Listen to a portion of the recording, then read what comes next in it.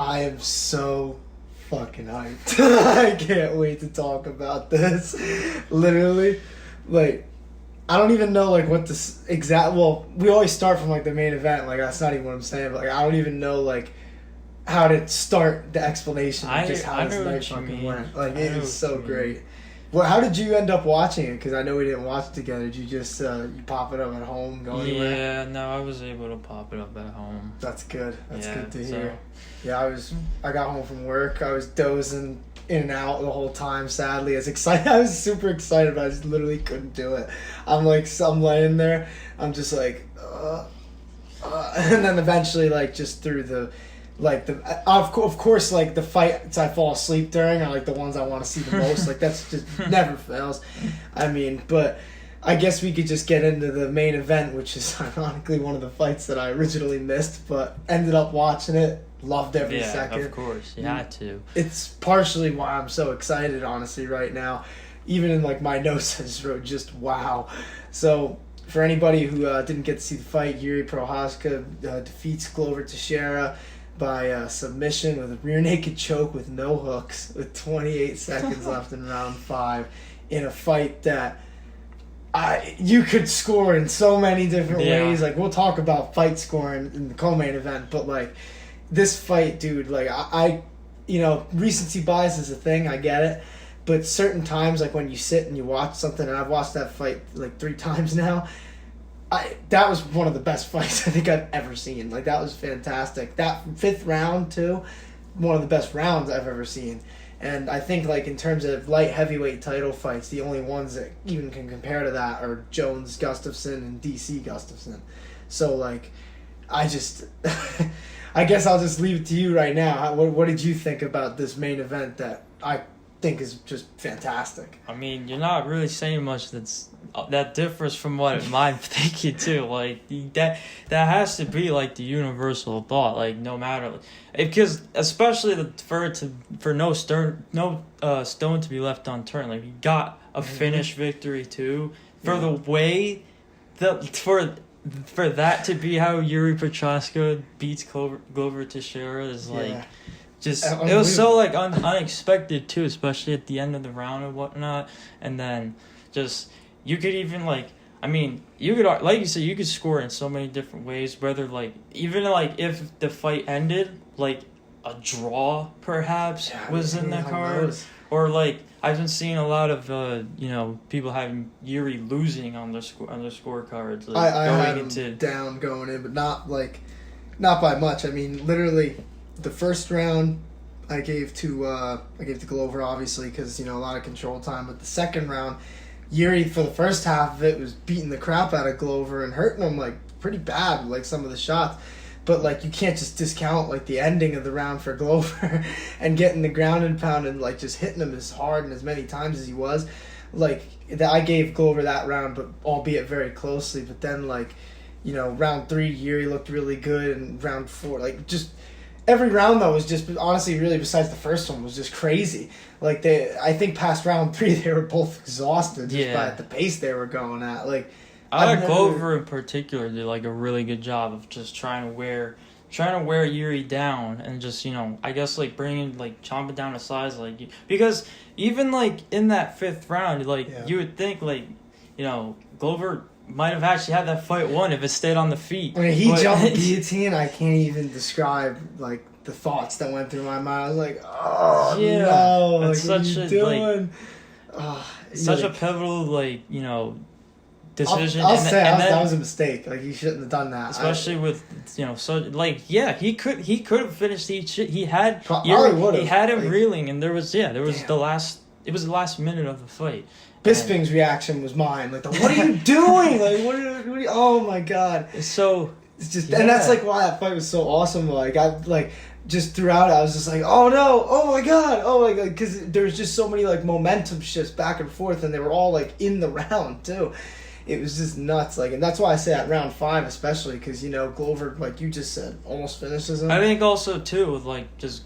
Not even just championship, not championship, just experience in general with Glover Teixeira. Like, Yeah, that's the first championship rounds that Yuri Prochazka has fought into. Like, you'd think Glover holds, some sort of advantage in that situation, but I don't. It's just a mental mistake. I don't know. It was very might have been the heat of the moment. And then for Yuri to capitalize on it the way he did, to slip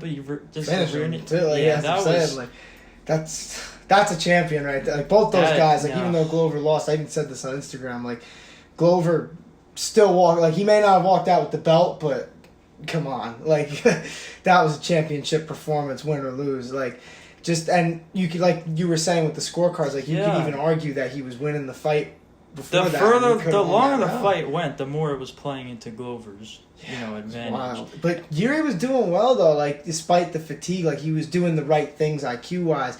Like, that's what I was. Round 3 or 4 when he's getting with those big body shots that pretty much dropped him.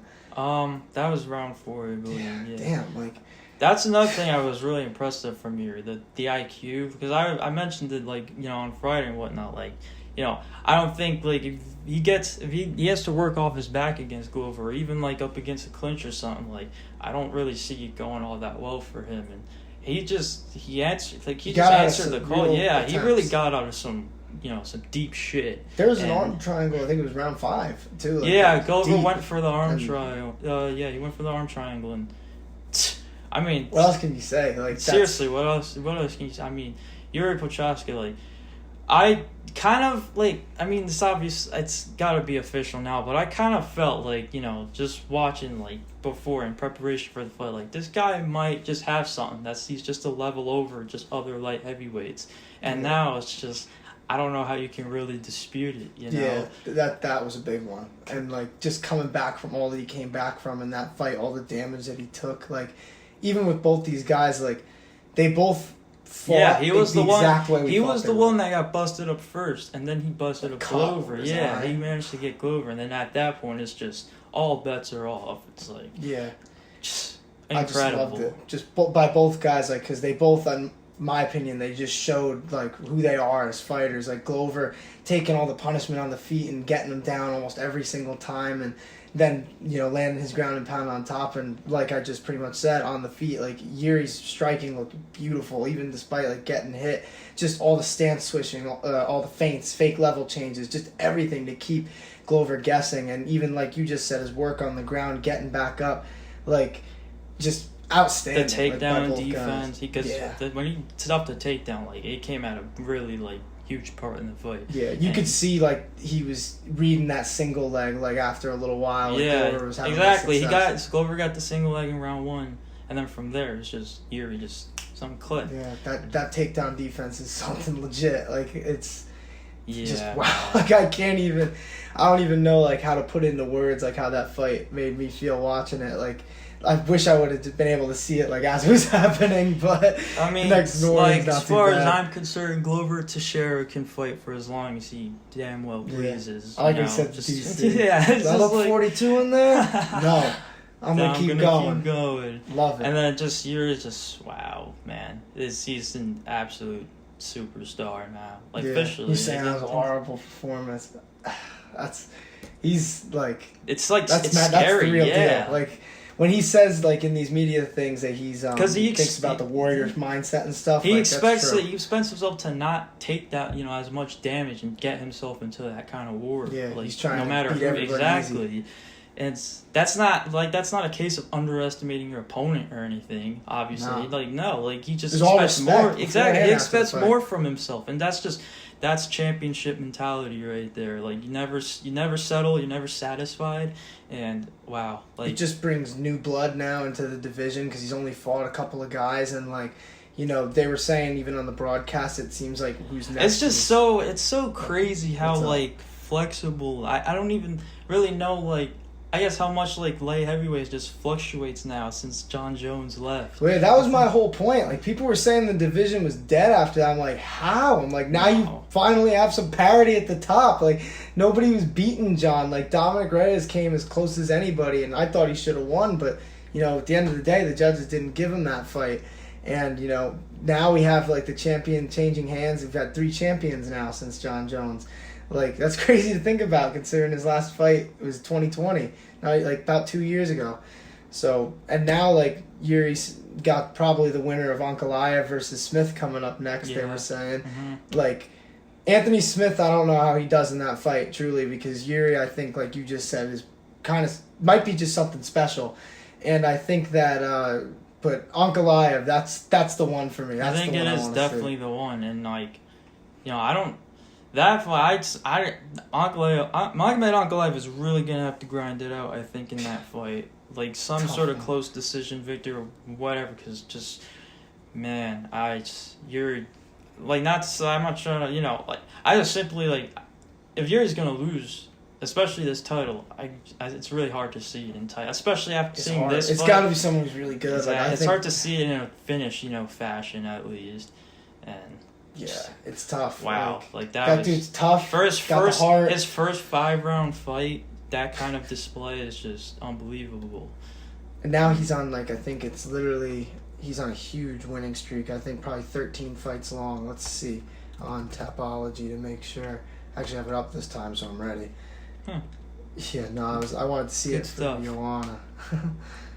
1, 2, 3, 4, 5, 6, 7, 8, 9, 10, 11, 12, 13. Yeah, 13 fight winning streak. God, man. Like, it's like almost, in a way, obviously it's like a different division and everything, but it's almost like Tony Ferguson-esque, like someone who comes in with like that crazy style that like doesn't really bow down to anybody, he just fights his way, and in this case it won out, and this is 13 straight now, and now he's the champion.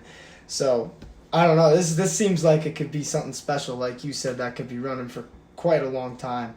But speaking of title reigns that have been running a long time, Valentina Shevchenko got her 8th title defense now, which I'm pretty sure is now a women's record, just beat out Ronda Rousey. She beats Talia Santos by split decision. Now, I guess first I'll just say, like, what did you think of the decision? Honestly, like, I saw once after that headbutt, that brutal headbutt, like it just seemed like with Talia Santos, like it was just off from broken orbital to official. And then let's Valentina, what a champion does and should do. She capitalized on it. She kept attacking that side, and then made the adjustments. There was the questionable takedown at the end too. I feel like she could have just kept going on the feet and just got it done that way. But that was the whole fight though for her. Like it was a little bit. It was almost like her coaches kind of saved her in that one, because her coaches were the ones who said, like, hey, you got to stop wrestling. Like, I don't know what you're trying to prove out here, but it's not working. Like, in a way, like, it's crazy that, we talk about this all the time, like, fighters beating themselves. Like, this almost happened in this case. Like, she convinced herself that, like, her grappling was right up there, and it just, in this case, it just wasn't. Like, you know what I mean? Like, I think Talia Santos proved that she's at least a bit of a better grappler, considering all the back control she eventually had. And then even the shots that Talia was landing, like, they were effective. And, just once again, like, there's no knock on Valentina whatsoever, because she's just, once again, just another display. Like, that, like, everyone kind of was expecting it going in, like, this is going to be her toughest test to date. And if she can pass this, it's like, really, like, who's stopping her in this division? And now, like, there you go, the test is passed, and then now it's like, what do you even do from there? Like, really, what do you do from there is the question. It's crazy that she's beaten so many people that I wouldn't even care if it was like an immediate rematch, just because she deserves one. I think, like, I think that's definitely something that should be done, like, down the road. After this fight, I don't know if I want to see her go back up to 35, personally, because if she's getting out grappled at 125, I mean, I don't know how Juliana, because she submitted Juliana Pena a while decision, back. I think, it does warrant an instant rematch, honestly. Who else? Like, who else are you going to give it to? Jukagian again? Like, it's tough. Like, I don't... Miesha Tate is fighting Lauren Murphy. I mean, we'll see how that goes. I don't think Miesha Tate stands a chance in hell against Valentina Shevchenko. But it's like... That's the only new blood that I could see getting up that far. I mean, you got all these young girls in the division, but they're not even close to the title yet. No. It's just like, I don't know. Like, this is, like I just said, it was her 8th title defense. And this fight, it was weird because I'll even say, like, full disclosure right now, I don't have a clear winner. Like, I've been trying to think of it all day. Like, that's another fight I've Me watched neither, really. That's multiple why times. it's like, for me, it's just, that headbutt was the turning point. Yeah, I would have loved to see what would have happened if that didn't happen. And, like, Yeah, even seriously. even the Which, doctor was honestly, weird. dude, like, if that doesn't happen, we might actually have, like, a new champion. Because in that case, like, it probably is a case of Valentina just beating herself. And then... Well, I don't know, though, because she did take the advice from the corner. I think it was after round 3. Because they were like, all right, now you're down. Like, you're down 3, most likely. She was, So you gotta turn it up on the feet now. Like, this girl's doing well in this grappling, whether you like it or not. But it's weird because I think the reason why this fight is kind of hard to judge is because, she had a lot of control time, but there wasn't much being done with it. And, like... Round 1 I gave to Santos, but rounds 2 and 3 are the ones that there I really can't wasn't. tell. There really wasn't a ton of action from Valentina there. Well, no. I mean from Santos. Oh, Like on top, like you watch the fight and and I always say you gotta mute the commentary or else you think that Santos was wailing on her. But like, if you look at the striking output for those fights, I think I heard one of the rounds. I think it was round 3. Round 3, here, let me see if I can actually find this, because it's like UFC stats, so it's not that hard. Let me see, Shevchenko versus Santos stats. And, like, the numbers, like, literally even tell, like, a different story. Where is it? UFC stats. Alright, I think I found it. So, in round... Where can I find... Okay. In round 1, Valentina... outlanded Santos 10-5 in a round where Santos had all that control time, but I still gave that one to Santos because way too much. Round 2, 7-4, so a lot closer. But the thing is, Valentina, like, she was controlling range on the feet, but on the ground, Santos, she was on top of her for a while, but she didn't really do much. Like, yeah, I'm not mistaken. This was probably the most, like, inactive round of the fight. For either of them. Exactly, yeah. Where the ref, had picked them both up. It was like... Listen to round 3, though, because round 3 is the one that I think is really misleading when you watch the commentary, like, of the fight, because they go crazy when she takes Valentina's back towards the end of the round, but on the feet, 17-7 Valentina, so she's outstriking her, and plus 77% to 46%, so Valentina was landing pretty much everything she threw. And so, like, I'm not saying that because I think Valentina won the round, I'm just stating the facts. Like, you could look it up, those are the stats on the UFC site. But then round 4, that one was a lot more action, 29-28 Valentina. Round 5, 14-11 Valentina. So she outlanded her in every round. Yeah. And, Santos had a lot of control time in the first 3 rounds, but the back takes were all she was really doing with it. And even then, like, she was getting, like, the lock on the jaw, which hurts, don't get me wrong. But I don't think they classify in MMA at least as submission attempts, like, officially. So let me see if I think that's on here actually too. It is. So they said she had 3 submission attempts. What rounds are they saying those are in? So they're saying 2 of Santos' submission attempts were in the first, and then 1 of them was in the third.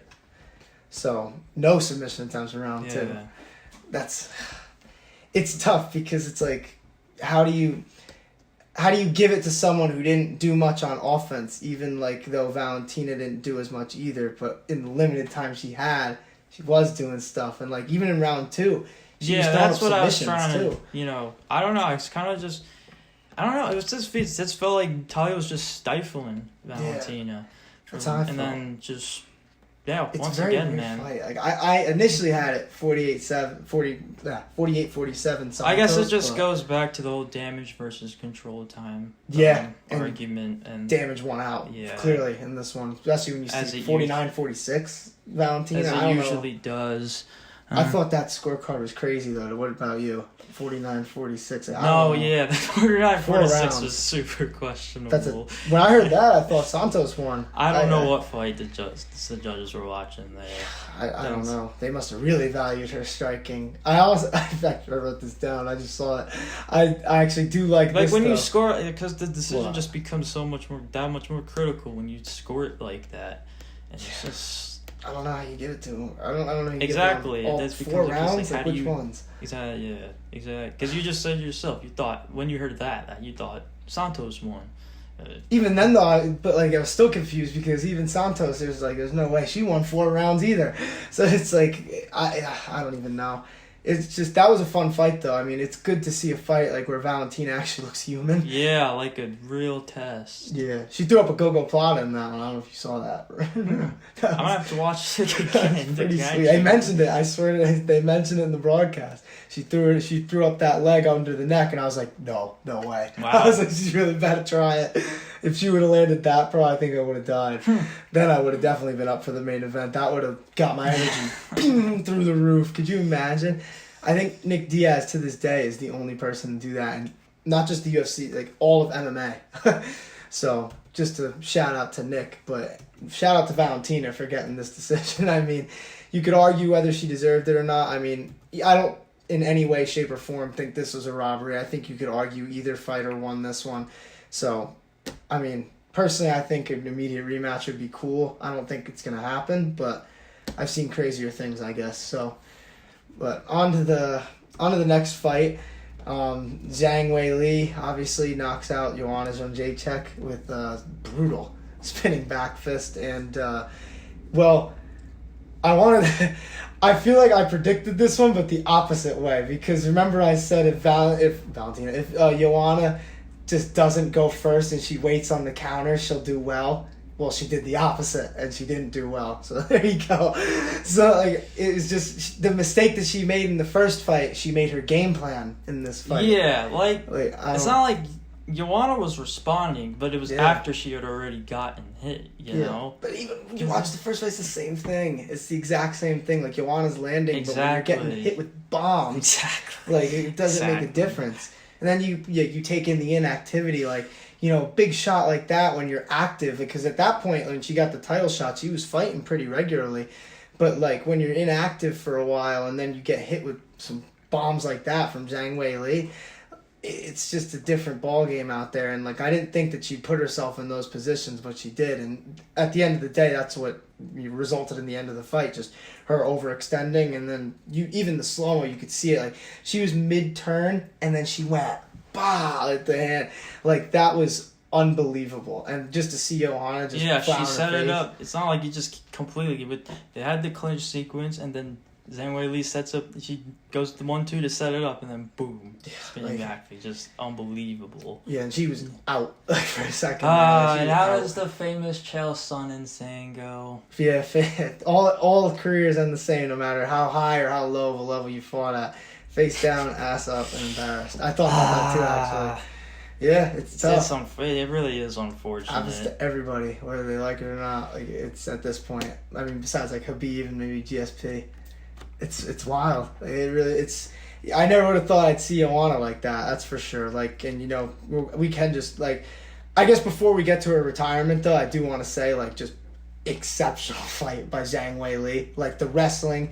The boxing, dude, it seemed like that first round, like, oh my god, we're gonna get another 3 rounds of the fight 2 years ago. Round 6, pretty much that was like, and then just wow, man. Yeah, it happens like that sometimes. Yeah, a fight like that always, between those two fighters, they always deserves just an absolute crazy finish like that. But the difference, though, between this fight and the last one is I feel like the tide was going this way throughout the fight because you could see Joanna was getting hit a lot. And I was like, eesh, like some of these are big shots. Yeah, and then not to say that's what she was doing, but like, the further fight goes, like the more tired you get, obviously, like you start fighting desperate at that point. It's like you just can't. Tough. It's like you might like you're taking the shots per se, but like and the crowd going's got to get you pumped up. Exactly. Like what you're giving back is just it's just a step behind. Yeah. And I'm glad that Zhang's fighting for the title again too. Like that type of win definitely makes her earn it. And for sure. I think she beats Carla Esparza. Do you think Carla has? I mean, I'm not saying she doesn't have a chance, but I mean, she can. She's gonna bring the best. She's gonna for damn sure bring the best out of Carla Esparza. Yeah, I don't think she's gonna be playing that safe the way Rose did. Like, that's gonna be a good one, man. I can't wait for that fight. But Joanna, though, retiring, like, that was I can't even say I'm too shocked. Because, like, even when I was thinking about this fight, I was like, well, if Zhang wins, where does she go? Because if Joanna only wants to fight the people at the top and she loses, what is she going to do, move up to 125 again? Valentina ain't going nowhere. So she's already done that. And then she retires, I mean, you got to just talk about, like, her career real quick. Like, that's, like I said, that's why I had Tapology pointed out. So, she is someone that deserves to fight at the top. Yeah, she's earned it. Like, exactly. When you fight, like, as many like legends that she's fought, like, literally one of the most decorated strawweight champs of all time. Well, she fought two fights in the UFC. Her second win in the UFC was Claudia Gadelha in 2014. Then, literally, Carla Esparza's first title defense after beating Rose was Joanna, who was only, like I said, 2-0 in the UFC at that point, but whooped her. Then Jessica Panay beats her with punches. I remember that one. That was the one where she was just literally up against the fence, just like I don't even think she dropped her. It was just like Jessica Panay had nothing. Like, what are you gonna do when someone's throwing that many shots at you? Like, just cover up. But she beat Valerie. I'm not gonna be able to say that, but it's in French, and I remember her. She's a good striker. Claudia Gadelha again. Karolina Kowalkiewicz, Jessica Andrade. And then that's when she lost to Rose next. But, like, for a while there, like, her title reign was really in the same era as Ronda Rousey. And, like, when her and Ronda were going up the ranks, like, that was the beginning of women's MMA in the UFC. Like, besides Ronda's star power, you had Joanna at 115 and Ronda at 135. Like, that's how it was for a long time.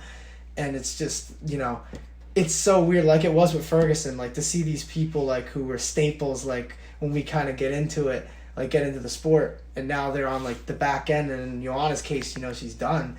It's just, it's wild. Like I said, you're seeing all these new people come up. It's wild seeing the old era just get ushered out the way it has been. Even, like, in the sense of, like, a Glover. Glover's different, like, in the sense, like, he's not reeling off of a bunch of losses and whatnot, but even, like, Glover Teixeira actually kind of the opposite. Like, it seems like he's just somehow getting better. Still in it. It seems like it's just getting better with age. Yeah, well, he saw the new era in this fight. That's for sure. He saw the new era. Exactly. And yeah, man, it really is just, that's just that's the nature of it. It's like a revolving door. It's just I mean, MMA fans, like, the hardcore MMA fans out there definitely already know this. Like, MMA is the cruelest sport to its legends. They basically go out on a silver platter getting put up against the younger competition who are coming to get to the top where they once were. And I mean, that's just how it is. Like, not everything's like, baseball and basketball and all the other sports where you get those hero send-offs. One day these up-and-comers are going to be, in the same spot. And that's just... It's the nature of it. Exactly, You're going to see it. And, like, Joanna didn't let herself go too far down. I mean, she's only fighting the best of the best. But, like, for her, I get it. When you were as dominant as she was, because people got to understand, when she was champ, like, she was one of the most dangerous fighters, like, in the UFC. Like, with her striking, like, nobody could even touch her. And, like, even, like, I think Andrade was really the only one who was able to even have any success at all. And then, obviously, Rose got the win against her, and that was, the end of her title reign. But, just a great career. Like I said, she's a trailblazer of the sport. She was one of the first big UFC stars when it came to women. I mean, she grew MMA in Poland a huge amount. I mean, her and Jan Blachowicz, but, before Jan, it was her.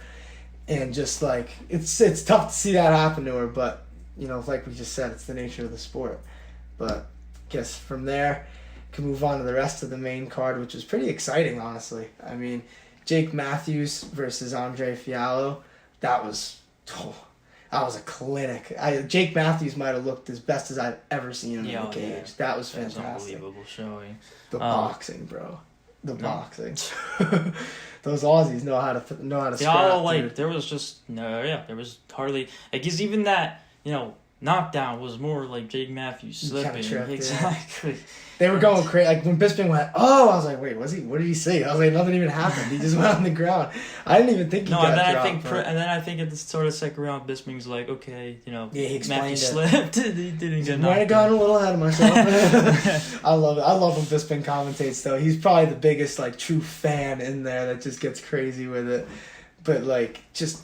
for a guy like Filia who's coming with all that momentum and like just the power that he has, for Jake to do that to him and not even get like really brushed up in the process, that was fantastic. Like, I don't know exactly what he has like coming from here, just because welterweight is just stacked. And he did say he wants to fight on the UFC Paris card with a bunch of his teammates, so that's kind of cool. I wouldn't mind seeing that. I always like watching Jake Matthews fight. It's always a good one, whether it's win or lose. But he looks like he's turned a new leaf. I mean, they were saying that on the broadcast he was going to be looking for finishes, and boy, did he get one in this one. That was just a pile up. What was the thing that Robbie Lawler said about the Roy McDonald fight? That was years of hard work culminating in a beatdown. that was pretty much that, if you ask me. Just outstanding like performance by Jake Matthews. I don't know if there's too much else to say there, but yeah. I guess next to my lock of the night, I was pretty happy to see him pass what he called the Dagestani wrestler test, and he knocked out Ramzan Ameev in the first round. Little bit of adversity. He got taken down, but got back up. That's exactly what you'd want, and then brutally finished him on that. Just brutally finished him. But what did you think of his second fight in the UFC? Oh, yeah, exactly. Like you just said, he was facing some... It seemed like we were at least going to get through the first round, in which Ameev would have won. Yeah. And Jack is just like, nah. Like, nah, we're not going to do that. I bring fireworks to pretty much every fight that I'm in, and once again, he's like, just eat no these different. punches, bro. Eat these punches. Just, oh god. Yeah, dude, he's so exciting, man. Yeah, they really got someone with this guy. He's another one at 170 too, man. That division is just getting crowded. But like, even in the sports book, I was saying this though, like, if Ameev is getting outboxed by Danny Roberts, he's not only going to get outboxed by Della Maddalena, but he's going to get finished, and it's going to be quick. And there you go.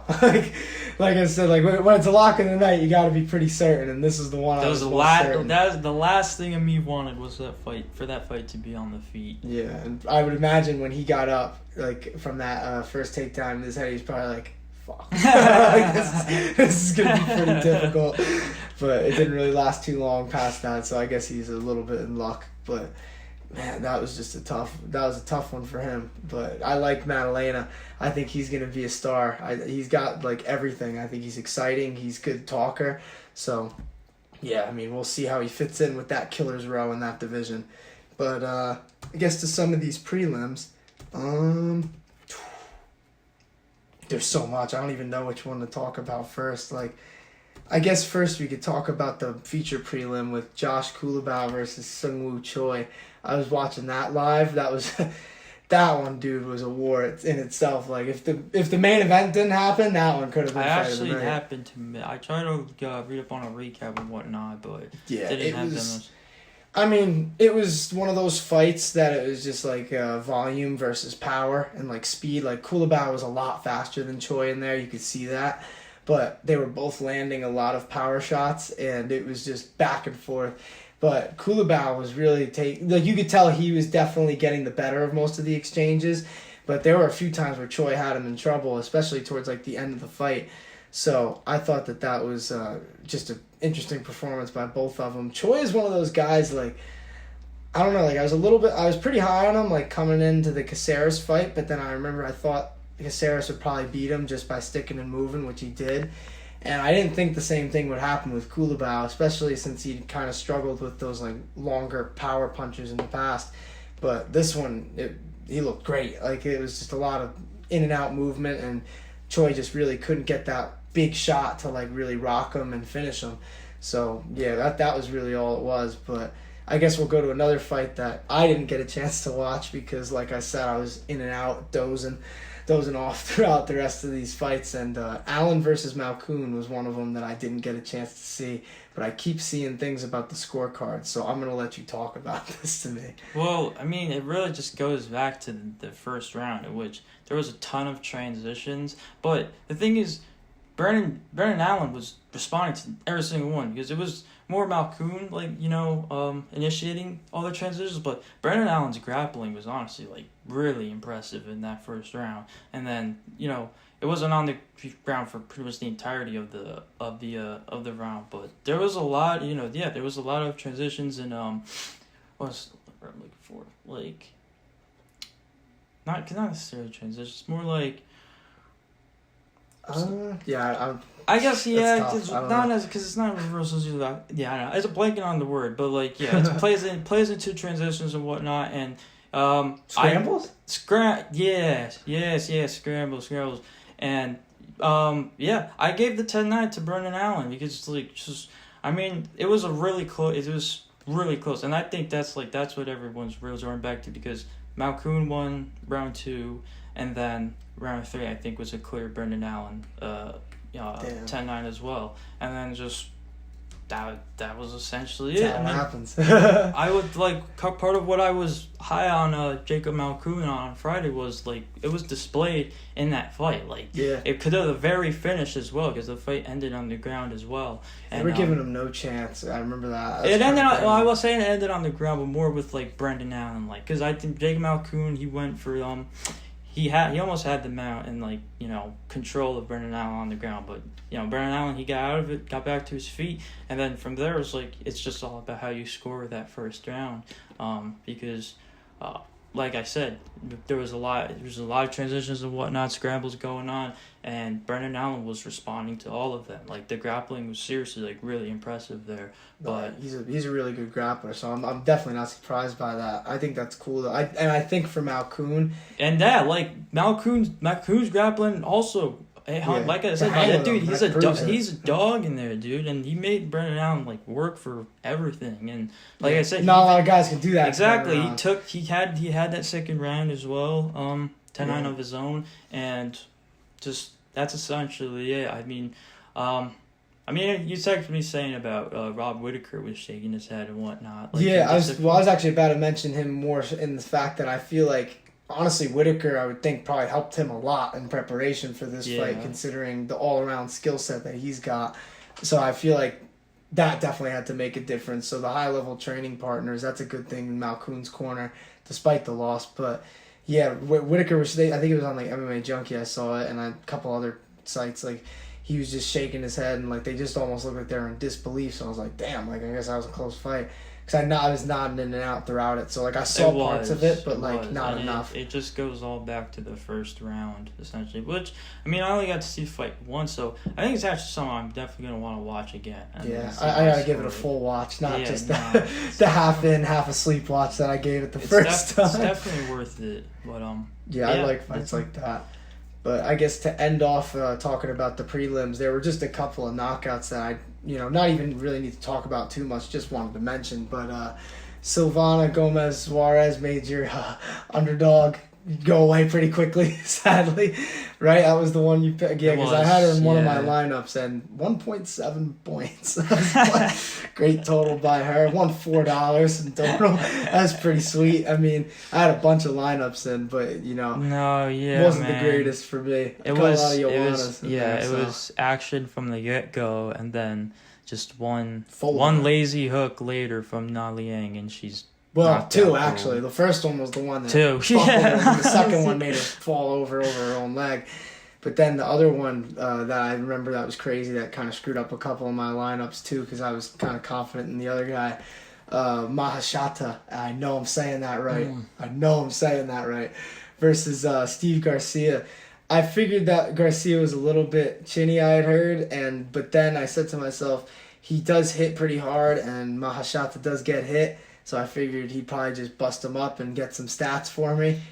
Did not happen. Mahashata just pieced him up and eventually just knocked him out cold. It was beautiful. It was almost like the McGregor-Aldo knockout in the sense that Garcia was coming forward and then just immediately out cold. So, well, for a second at least. He fell right on his face, so I can't imagine he was doing all right. But just great knockout by Mahashata. I think that he's going to be a big star coming into the UFC. They're pretty high on him coming off the Contender Series.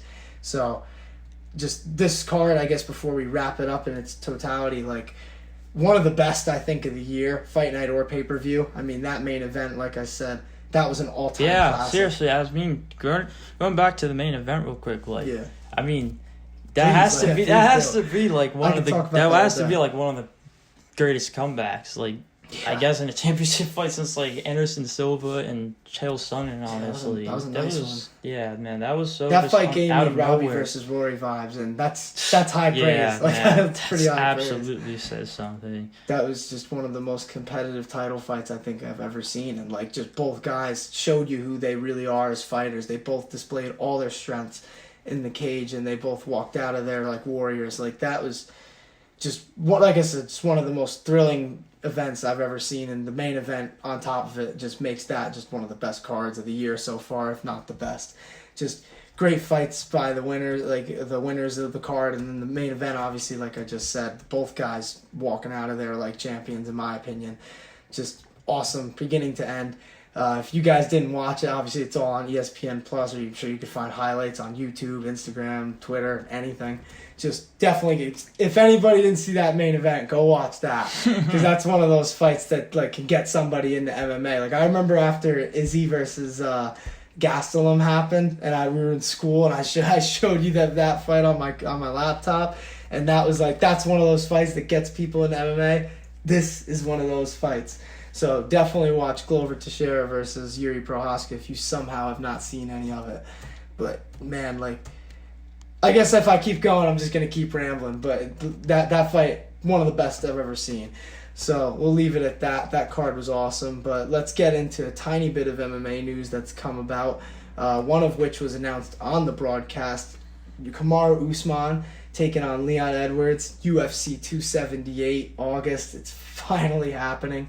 Leon's finally getting his shot. It's going to be in Salt Lake City, Utah. It's a cool place for a fight, I think. But I think is that really high or really low? It's one or the other.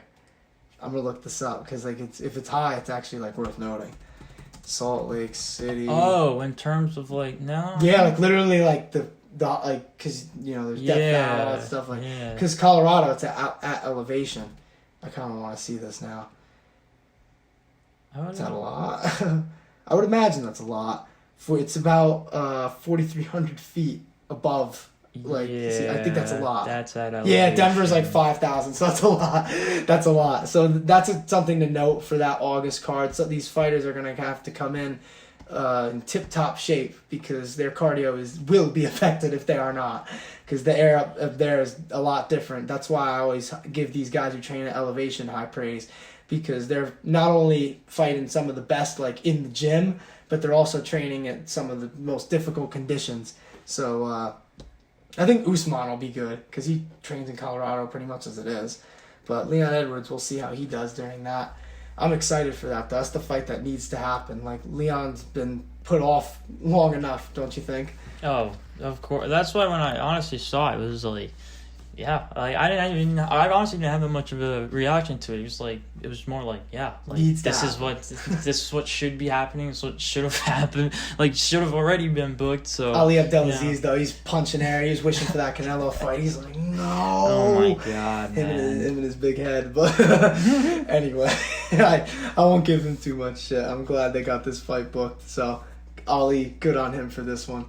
But I guess for one more fight booking that I thought was interesting before we go, outside of the UFC, Bare Knuckle FC, which I usually don't talk about too much because I'm just not like, I don't know what it is. I'm just not like a huge fan of it. Like I don't think bare knuckle boxing is too much or anything, but it's just like, I don't know. It's a lot of the times it's these older kind of like should be maybe retired fighters. I'm just glad they're getting paid though.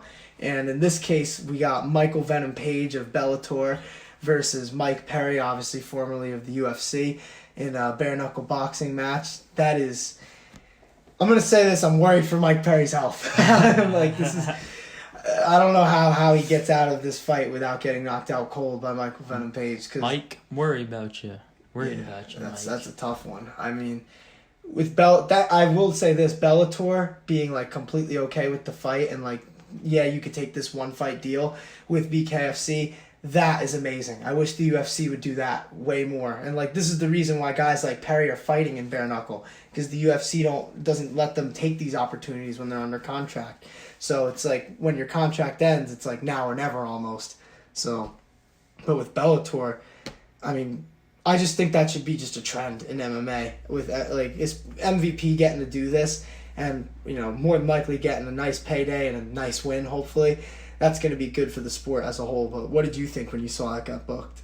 I was with you on it. I mean, it was cool, I guess, to see just Mike Perry's name back in like the headlines and just like fighting, doing something. But yeah. Well, he fought a couple, I think, of people in BKFC already. I know he has a win over. It was the guy from The Ultimate Fighter, Julian Lane. Let me bang, bro. Remember him? He fought him, I swear. Oh my god, now I gotta know for sure. But if I'm not having like a fever dream here, I definitely think Mike Perry has fought Julian Lane in bare knuckle boxing. He has, and it was a unanimous decision win. He also got a win. Oh yeah, he fought in that. Remember that a long time ago? I think it was like Frank Mir fought in this too. It was like that triad combat thing. It was like in a triangle. It was weird as hell. He fought in that and won by split decision. So he's had a couple fights since losing in the UFC in his last one.